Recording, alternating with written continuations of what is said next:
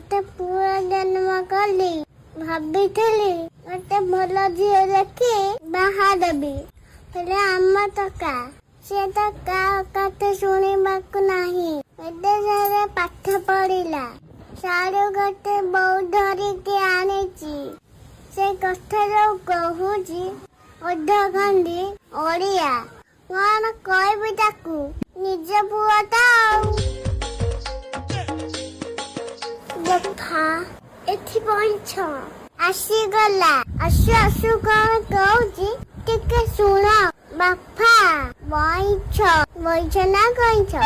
ମୋ ଉପରେ ରାଗୁଛ? ଦେଖୁଛ ତ କଣ କହୁଛି? ମୋ ଉପରେ କଣ? ଇଏ କି କଥା କହୁଛି? ଏମିତିଆ କଥା ମୋ ଜୀବନରେ ଶୁଣି ନଥିଲି। ବାପା ଆଜି ରୋଷେଇ କଣ ହବ? ଆଜି ଛେନା ଗୁଡ ତ ହବ। ବାମ୍ଫ ଦେଇଦବ କେତେବେଳେ? ମନା ଜୁଲିଆ ରବର୍ଟ ନା ତ ଗୋଟେ ବାଛିକି ଦେଇଛନ୍ତି। Julia Robert. ଆଜି କଣ ରୋଷେଇ କରିବି କହୁନା? ଭାତ ପୋଟଳ ତରକାରୀ କର। ଭାତ ପୋଟଳ ତରକାରୀ? ଆଲୋ ମା, ତୁ ଆଉ କଥା କହନା। ତୁ ଯେମିତି ହଲି ଝୁଲି ଗପୁଛୁ ବାନ୍ତି କରି ପକେଇବୁ।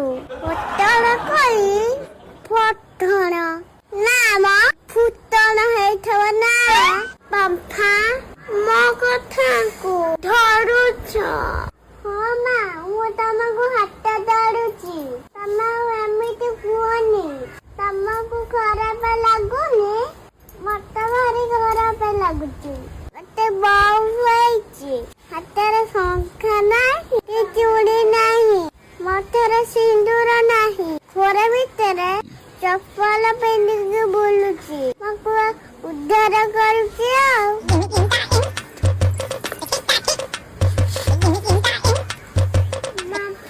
ତମେ ରାଗୁଛ? ହେଲୋ ଭାଇ, ମୁଁ କଣ ହେବି ତାର? ତୁମେ ତ ମୋର ଶ୍ୱଶୁର। ହେଲୋ ଭାଇ, ତତେ ଘର ମୁଁ ଛାଡ଼ିଲାନି ଲୋ। ଶ୍ୱଶୁର କାନ୍ଦିଆରେ ହାତ ପକଉଛୁ? ତୁମେ ମୋ ଉପରେ ରାଗୁଛ?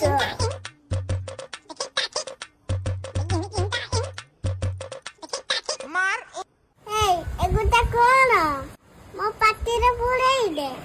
ଆଉ ରଖିଲୁ କାହିଁକି? ଆଉ ଏଇ ଘରେ ରହିପାରିବିନି। ଆଜି ମୁଁ ଯାଉଛି, ବୋଧେ ସମୟରେ ରହିବି।